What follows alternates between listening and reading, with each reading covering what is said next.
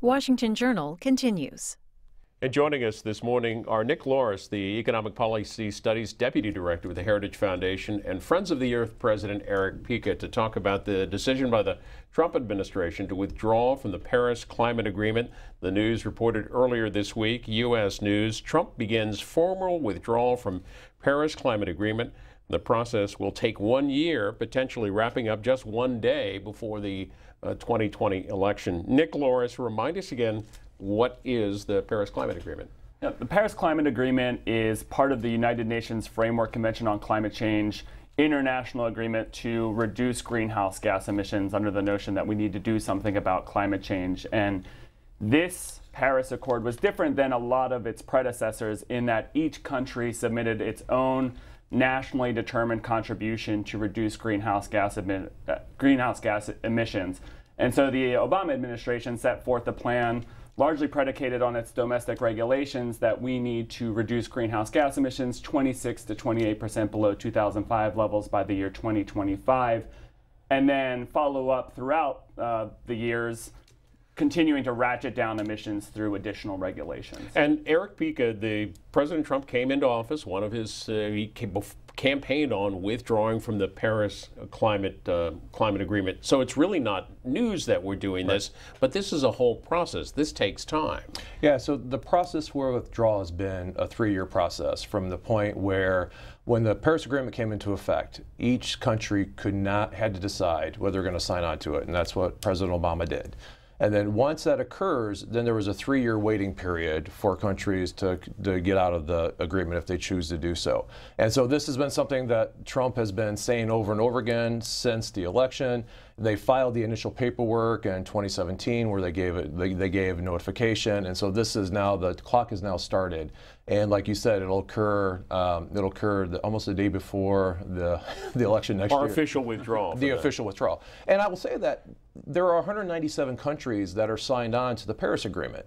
And the United States will be the only country to withdraw from the Paris Agreement, essentially turning us into a rogue state and a rogue actor when it comes to global climate conversations. What are the biggest emitters of emissions in the world? Which countries are the biggest emitters? Well, the biggest emitters are China, of course, but you have to look at it also in historical context, where the United States has been the largest historical emitter of greenhouse gas emissions globally.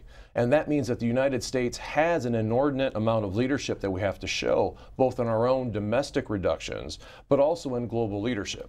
And what Trump has done by withdrawing us from the Paris Agreement is that he is turning our back on the country's back on the world. And it should be said that there are over 3/4 of Americans agree that we should stay in the Paris Agreement, and 60% of those are Republicans. And Nick Loris, why did the Trump administration, why did President Trump as candidate, and why has the administration said we need to be out of the climate agreement?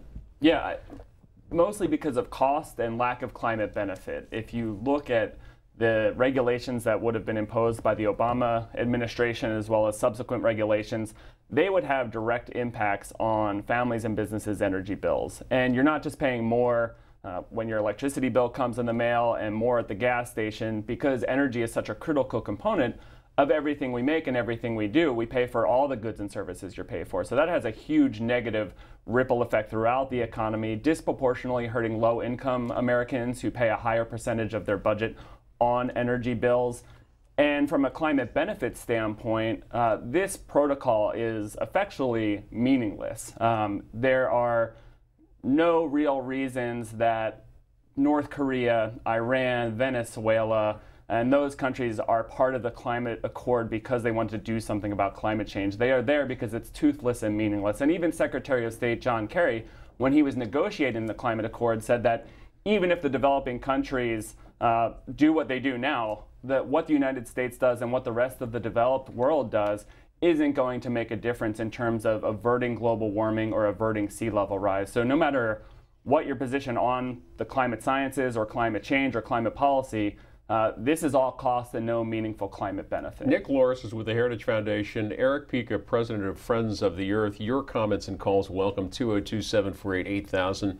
For Democrats, Republicans, it's 202-748-8001. And for independents and all others, that's 202-748-8002. Eric Pica, what does it mean that the U.S., if we're A year from now, we're out of that agreement. Doesn't that really reduce its effectiveness worldwide? It does. I mean, we're looking at the Paris Climate Agreement could actually create $26 trillion in new investment in the new renewable energy technologies, energy storage, solar, across the globe. And so by the U.S. withdrawing from that agreement, we are withdrawing from the global conversation about what those investments look like for the United States and for the rest of the world. We already know that Germany and China are leaders in solar development. They have a market that is now going to grow because of our lack of leadership and our withdrawal from the Paris Agreement. And I'll have to say that the Paris Agreement is not just about the economics. It's about what's happening globally when it comes to climate change. We are seeing in the United States, in California, Houston, Texas, Puerto Rico, Eastern North Carolina, Florida, fires, hurricanes, floods that are the direct fingerprint of climate change. And this is a global problem. Paris Agreement was not perfect. Friends of the Earth was critical of it because of the voluntary nature. But it was the first global structure that was created to bring all countries together and to move forward. As that news was announced on Monday, the environmentalist Bill McKibben tweeted this about the global temperatures. Apparently, we just experienced the hottest October ever recorded on this planet. And against that backdrop of fire and flood, our ruling class set out to sabotage the Paris Climate Accords. Nick Loris, in absence from that climate agreement, what's the administration's plan on climate? Well, I think there's a number of things that can be done absent government intervention on reducing greenhouse gas emissions. There should be a number of policies that we can both agree on that will drive the economy and the environment in the right direction. I agree with Eric. I think it's great that the cost of renewables are coming down. I don't think we need Paris, if they are cost competitive, to allow companies to develop and invest in these other countries. So if we have more free trade in energy sources and technologies, whether that's exporting our hydraulic fracturing technologies and getting some countries like China and India and Indonesia off coal and onto more natural gas, developing some of these small modular reactor technologies that can provide low-cost, emissions-free sources of energy as well. Combine that with renewables, then you have a robust energy market that is driving economic growth, providing energy for the nearly billion people who don't have access to affordable, reliable power in this world, and doing so in a cleaner fashion. What are your, Eric Pico, what are your responses to how the administration has approached climate and the environment in general? They have been not only ignoring climate, but they have been proactively trying to create, eliminating regulations that protect clean air. They've been eliminating regulations to protect clean water. Their solution to climate change is to figure out how to subsidize coal producers and the oil and gas industry, open up public lands, and just let more carbon dioxide flow through the system. And so they have no plan other than to ramp up as much pollution as possible. Some 1,200 scientists announced on Monday that they declared what's happening worldwide with the climate an emergency. Would you agree with that? Yeah, it's not 1,200, it's 12,000 scientists. And so, it was a global set of scientists that said we are reaching and surpassing the tipping points of what climate change will do. So we are in a climate emergency, and we can't, if we're in a climate emergency, to say that government doesn't have a role in finding the solutions and setting the policies that not only guide the United States to reduce our own global greenhouse gas emissions, but help the world.